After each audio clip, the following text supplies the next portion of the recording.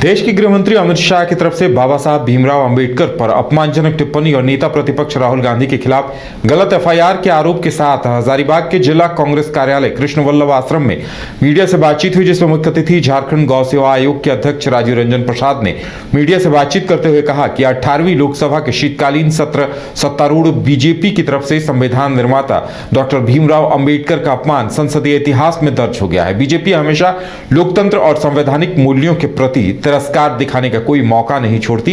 इस बार तो हद ही पार कर दी। संविधान के 75 वर्ष पूरे होने पर कांग्रेस समेत इंडिया गठबंधन के दलों ने संसद में सरकार से संविधान पर चर्चा की मांग रखी। ये पूरा राष्ट्रीय स्तर पर यदि कार्यक्रम तय हुआ था कि जिस प्रकार से देश के सर्वोच्च सदन में जो 18वीं लोकसभा है, शीतकालीन सत्र के दौरान एक संवैधानिक पद पर बैठे हुए गृह मंत्री के द्वारा जिनके ऊपर राष्ट्र के संविधान की रक्षा का दायित्व है, उनके द्वारा बाबा साहब भीमराव अंबेडकर जो संविधान के शिल्पकार थे, उनके संबंध में जो अमर्यादित टिप्पणी की गई और जो अडानी के कार्रवाई करने की मांग हुई, उसके मामले को जांच की मांग हुई, मणिपुर जैसे संवेदनशील विषय पर लेकर के आप देखेंगे कि झारखंड के अंदर इन्होंने पूरा चुनाव लड़ लिया माटी बेटी रोटी की सुरक्षा पर, और जब वहां मणिपुर की बेटियों को निर्वस्त्र करके सड़कों पर सीधे घुमाया जा रहा है, कुकी और मैती समुदाय के बीच संघर्ष जारी है। प्रधानमंत्री के पास एक वर्ष के अंदर इतना भी वक्त नहीं मिला कि वो मणिपुर जा सके, जबकि अगर एक राज्य के अंदर कोई छोटा सा चुनाव भी होता है तो गली मोहल्लों में उनका रोड शो हो जा रहा है। तो आखिर इस प्रकार के दोयम दर्जे की राजनीति जो पूरे देश के अंदर हो रही है, कांग्रेस पार्टी एक सजग राजनीतिक विपक्ष है, इसलिए हमने ये फैसला किया है कि इन तमाम बातों को लेकर के हमारा आंदोलन सदन से लेकर के सड़क तक लगातार जारी रहेगा। आज की प्रेस वार्ता उसी के क्रम में। संसद में कथित धक्का मुक्की को लेकर आरोप प्रत्यारोप के बीच धनबाद के सांसद ढुल्लू महतो ने मीडिया से बातचीत की और गृहमंत्री अमित शाह के बयान को भी बिंदुवार रखा। ढुल्लू महतो ने कहा कि संसद में राहुल गांधी का व्यवहार निंदनीय है। जिस तरह से उन्होंने बुजुर्गों के साथ धक्का मुक्की की, वो बेहद शर्मनाक है। उन्होंने कहा कि संसद में बीजेपी के सांसद शांतिपूर्वक प्रदर्शन कर रहे थे। सुरक्षा में तैनात जवान श्रृंखलाबद्ध होकर विपक्षी दलों के सांसदों को रास्ता दे रहे थे। जानबूझकर राहुल गांधी बीजेपी के सांसदों के बीच आ गए। ये उनकी मानसिकता समझ से परे है। आगे उन्होंने कहा कि कांग्रेस के लोग अपने काले कारनामों को छिपाने के लिए जिस तरह से गृहमंत्री को बदनाम करने का प्रयास कर रहे हैं, उसमें कभी सफल नहीं होंगे। उन्होंने फ्लाईओवर के निर्माण कार्य को लेकर भी कहा कि जल्द ही यह काम शुरू होगा। हम लोगों ने प्रत्येक लोकसभा क्षेत्र में हम लोगों ने प्रेस वार्ता के माध्यम से हमारे माननीय राहुल गांधी जी के जो व्यवहार लोकसभा में रहा है, उस विषय को लेकर विशेष रूप से आप सबों के बीच में साक्षात के रूप में, साक्षात हमारे सामने हमें खुद, हम सच बोल रहे हैं, हमको ठेल के खुद आगे बढ़े और वो जाके बुजुर्ग को किस तरह से मारे। एक आदिवासी महिला सांसद जो हमारी थी, उनके साथ किस तरह से व्यवहार किए, ये आप लोग media, social media, print media में आप लोग देखे होंगे। मगर मैं विश्वास के तौर पर मैं बोल रहा हूँ कि जिस प्रकार से उन लोगों का कांग्रेस पार्टी का ही जो व्यवहार खास करके समाज के गरीब, शोषित, पीड़ित, दलित, कमज़ोर लोगों के प्रति जो रहता है, ये हम बता नहीं सकते हैं उसका। खास करके हम लोग वैसे व्यवहार करने वाले हमारे कांग्रेस के जो राहुल गांधी जी हैं, उनका घोर मैं निंदा करता हूं उनके व्यवहार का। और विशेष रूप से भारतीय जनता पार्टी के नीति, सिद्धांत और जो विचारधारा रहा है, वो सदैव गरीब, शोषित, पीड़ित माँ बहनों के लिए, आदिवासियों के लिए, दलितों के लिए सम्मान पूर्वक हम लोगों ने हर कार्य को करने का प्रयास किए हैं। सम्मान देने के भी काम हम लोगों ने किए हैं। और इसका जीता जागता उदाहरण तो हम आपको दे सकते हैं कि जो हमारे भाई बहन जो सुपर लोग, जो आपका जो सुपर लोग होते, उनका पांव धोते हुए हमारे माननीय प्रधानमंत्री जी को भी आप लोगों ने देखे होंगे। जब हमारे देश के यशस्वी प्रधानमंत्री और हमारे अग्रज नेता, जो हमारे सर्वश्रेष्ठ नेता हैं, जो प्रधानमंत्री, जब उनका भाव अगर गरीब, शोषित, पीड़ित, दलितों के प्रति वैसा हो सकता है, तो एक कार्यकर्ता उन्हीं के विचारधारा, उन्हीं के नीति सिद्धांत पर हम लोगों ने चलकर हम लोगों ने भी लगातार गरीबों का सेवा में लगे रहते हैं। हम लोग जमशेदपुर के सांसद विद्युत बरण महतो ने सोमवार को मीडिया से बातचीत के दौरान कांग्रेस पार्टी और उनके नेताओं को आड़े हाथों लिया। सांसद विद्युत बरण महतो ने कांग्रेस पार्टी पर जोरदार हमला करते हुए कहा कि बाबा साहब डॉक्टर भीमराव अंबेडकर के प्रति कांग्रेस का रवैया हमेशा दोहरा और अपमानजनक रहा है। उन्होंने कांग्रेस पर बाबा साहब के नाम का इस्तेमाल करने का आरोप लगाया। कहा कि सिर्फ वोट बैंक की राजनीति करने के लिए उनके नाम का इस्तेमाल हुआ। उनके सिद्धांतों को कांग्रेस ने हमेशा कुचला है। सांसद विद्युत बरण महतो ने कहा कि कांग्रेस ने बाबा साहब को हराने और हाशिए पर रखने के लिए कई षड्यंत्र रचे थे। सत्ता में रहते हुए कांग्रेस ने कभी भी उन्हें भारत रत्न के अवार्ड से सम्मानित नहीं किया, जबकि उनके नेताओं ने स्वयं को भारत रत्न के सम्मान से खूब नवाजा। उस समय क्यों नहीं किया गया? कांग्रेस के नेतावाद खुद अपने आप को भारत रत्न लिए। इसमें जवाहरलाल नेहरू को भी मिला बाबा साहब भारत रत्न, उसके बाद आपका इंदिरा गांधी को भारत रत्न से सुशोभित किया, राजीव गांधी को अपने आप उन लोगों को भारत रत्न मिले। लेकिन जो देश के लिए इतनी बड़ी सेवा दी कांग्रेस पार्टी ने, उसके लिए कभी भी इसको देने का काम नहीं किया। और आज इन लोग संविधान और आपका बाबा साहब का बात कर रहे हैं। अब देखे होंगे यूपी 2 के शासन के दौरान 2012 में एक NCERT के किताब में एक शर्मनाक चित्र पंडित नेहरू को बाबा साहब अम्बेडकर को कोड़े मारते हुए दिखाया गया।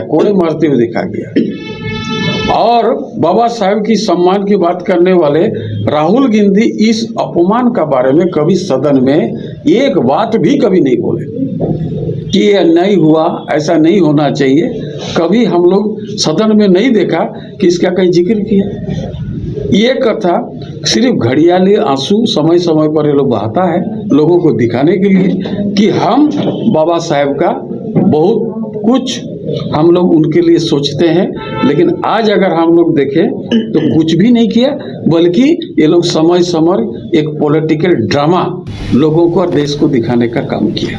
यही कांग्रेस का मेन बाबा के प्रति यही ये लोग का समर्पित जो गढ़वा जिले में हाईकोर्ट के आदेश पर नदियों में किए गए अतिक्रमण पर प्रशासन का बुलडोजर चल रहा है, जिसमें जिला परिषद उपाध्यक्ष के घर सहित कई घरों को ध्वस्त कर दिया गया है। जिसके बाद आम लोगों द्वारा प्रशासन पर आरोप लगाया जा रहा है कि प्रशासन दुर्भावना से ग्रसित होकर कार्य कर रही है। जिप उपाध्यक्ष ने कहा कि पूर्व मंत्री और उपायुक्त के इशारे पर मेरा घर गिराया जा रहा है। उपाध्यक्ष ने बताया कि पूर्व मंत्री का चुनाव में साथ नहीं दिया तथा राज्यपाल के कार्यक्रम के दौरान उपायुक्त पर भ्रष्टाचार का आरोप लगाया था, उसी का परिणाम है कि घर तोड़ा जा रहा है। इस मामले पर प्रशासन ने कहा कि हर कार्रवाई नियम संगत किया जा रहा है और जैसे जैसे कानूनी प्रक्रिया पूरी होती जा रही है उसके बाद नोटिस जारी कर वक्त दिया जा रहा है और कार्रवाई की जा रही है।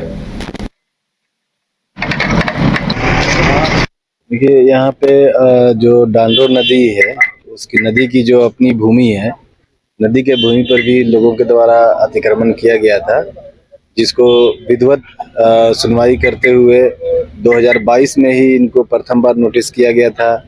उसके बाद सुनवाई करते हुए 2023 में सारी प्रक्रिया पूर्ण करते हुए नोटिस किया गया था। उसके बाद कई बार नोटिस हो चुका, फिर 3 दिन पहले भी इनको नोटिस दिया गया था कि आप लोगों ने अभी तक इसको अतिक्रमण मुक्त नहीं किया है, इसको अतिक्रमण हटा लें। फिर भी इनके द्वारा अतिक्रमण नहीं हटाया गया। तत्पश्चात प्रशासन के द्वारा आज अतिक्रमण हटाया गया। सर, आम पब्लिक का यह आरोप है कि अगर 1000 घर बने हुए हैं तो सिर्फ 4-5 घर पर ही क्यों बुलडोजर? सभी जितने भी लोगों के द्वारा गैर मजरूआ किस्म भूमि नदी पर अतिक्रमण किया गया है, सभी को नोटिस किया गया है, सभी को विधिवत सुनवाई की गई है और बारी बारी से क्रमवार सभी पे कार्रवाई की जाएगी। इसमें किसी पे कोई भी किसी भी तरीके का भेदभाव नहीं किया जाएगा। जिसके तहत हो रहा है खाता 46 में पूरा सौंसे सबका जमीन, उसी में हम भी हैं। जानबूझकर गढ़वा के उपायुक्त और पूर्व मंत्री के द्वारा बदला लेने के लिए साजिश के तरफ मेरा तोड़वाया जा रहा है। क्यों बदला लिया जाएगा? रणनीतिक साजिश है। मैं उनका चुनाव में विरोध किया था, उसका हमको परिणाम मिल रहा है। गढ़वा डीसी को मैं पहले विरोध किया था, भ्रष्टाचार में लिप्त है, इनके चलते हम इनको हमेशा विरोध किए हैं। उसका लेकर बदला हमारे ऊपर लिया जा रहा है। मैं न्यायालय में जाऊंगा, इस बात को रखेंगे। जमशेदपुर में जिला प्रशासन ने नशा कारोबारी के खिलाफ बड़ी कार्रवाई की। इस कार्यवाही में 25 लाख के नशीले इंजेक्शन और दवा बरामद किए गए। वहीं 4 लोगों को गिरफ्तार किया गया, जिसके बाद 5 मेडिकल और ऑटो पार्ट्स के दुकानों को सील किया गया है। एसएसपी किशोर कौशल ने प्रेस कॉन्फ्रेंस कर इस मामले की जानकारी दी है। उन्होंने बताया कि शहर में अपराधियों द्वारा नशे का उपयोग कर आपराधिक घटनाओं को अंजाम दिया जा रहा था। लगातार स्थानीय लोगों की ओर से शिकायतें मिल रही थी कि क्षेत्र में मेडिकल दुकान बेचा जा रहा है, जहां एक बड़े कारोबारी को गिरफ्तार किया गया, जिसके बाद मेडिकल दुकान और ऑटो पार्ट्स दुकान के साथ साथ घर में भी बड़ी मात्रा में नशीला पदार्थ बरामद किया गया। सर एक मिनट इधर देखा जाए।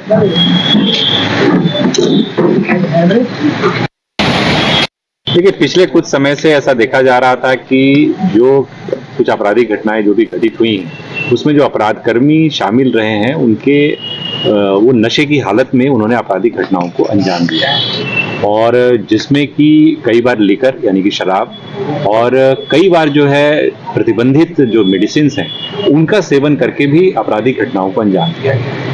पुलिस ने इसको लेकर के एक विशेष टीम का गठन किया, और उस विशेष टीम ने जब इंटेलिजेंस कलेक्शन किया तो उसमें एक तरीके से हम कह सकते हैं कि कुछ लोगों के नाम आए हैं, जिसमें कि सबसे बड़ा जो डिस्ट्रीब्यूटर या कह लें कि जो सेल करने वाला जो एक पॉइंट था वो जिसके ऊपर छापेमारी की गई जिन दुकानों में, उनका नाम सामने आया। इसको लेकर के एक टीम का गठन किया गया, जो पहले सादे लिबास में जिन लोगों ने जाकर के वहाँ वेरीफाई किया तो पाया गया कि वो न केवल अपनी दवा दुकान से इस प्रकार की मेडिसिन, इस प्रकार के इंजेक्शंस बेचता था, इस प्रकार के सिरप्स बेचता था, बल्कि अपने घर में भी उसने अच्छा खासा स्टॉक किया हुआ था। इसके अलावा एक ऑटो पार्ट्स की उसकी दुकान थी, उस ऑटो पार्ट्स की दुकान में बहुत सारा स्टॉक उसने रखा हुआ था। और तीसरा, एक और जगह पे हरिओम नगर में भी उसने एक अपने जो उसका अपना घर है, रेंटेड हाउस रेंट में दिया हुआ है, वहां पर भी उसने जो है एक तरीके से अपना माल काफी सारा जमा। निसा विधानसभा अंतर्गत ईसीएल मुगमा एरिया की चंपापुर 2 ओसीपी में ग्रामीणों ने विस्थापितों एवं स्थानीय के नियोजन सहित अन्य मांगों को लेकर ओसीपी का उत्पादन ठप कर दिया एवं प्रबंधन के विरुद्ध जमकर नारेबाजी की है। वहीं आपको बता दें, इसकी जानकारी देते हुए देवियाना पंचायत के उप मुखिया भीम मलाकर ने एवं स्थानीय महिला ने बताया कि हम लोगों की जमीन कंपनी ने ली है, लेकिन अभी तक नियोजन नहीं दिया गया है। यहाँ से होने वाले प्रदूषण एवं धूल मिट्टी को हम लोग खा रहे हैं और नियोजन बाहर के लोगों को दिया जा रहा है। नियोजन सहित अन्य मांगों को लेकर हमने कई बार प्रदर्शन किया, कंपनी से वार्ता भी हुई, लेकिन कंपनी ने नियोजन के नाम पर सिर्फ आश्वासन दिया है और वह आश्वासन आज तक कंपनी ने पूरा नहीं किया। आज हम लोग पुनः मजबूर होकर नियोजन सहित अन्य मांगों को लेकर कंपनी का उत्पादन ठप कर दिए हैं और जब तक हमारी मांगे पूरी नहीं होगी उत्पादन ठप रहेगा। जिंदाबाद जिंदाबाद। मैं ग्रामीणों के साथ, बेरोजगार के साथ आज ये शाहपुर में ओसीपी चल रहा है 9 नंबर पर ना 9 नंबर में ये हम इस तरह किए हैं कि गांव का बेरोजगार को नियोजन मिले।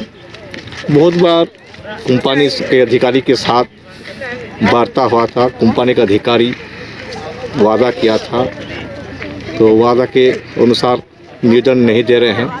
रातों रात बाहर का आदमी लेकर नियोजन दिया जा रहा है चुपचाप से। हमारे गांव में इस धूला मिट्टी कोयला का डस्ट पूरा उड़ रहा है, जो काफ़ी परेशानी है। खाना के साथ भी धूला हम लोग खा रहे हैं। हमारे घरेर सामने प्रोजेक्ट चलছে, ব্লাস্টিং হচ্ছে, সেই ব্লাস্টিংয়ের মধ্যে ঘর দুয়ার হিলছে আর ধুলাবালি তো উড়ছে। ধুলাবালির মধ্যে আমরা খাচ্ছি, ধুলাবালিতে রয়েছি, ধুলাবালি আমাদের সব কিছু। मैं ग्रामीणों के साथ, बेरोजगार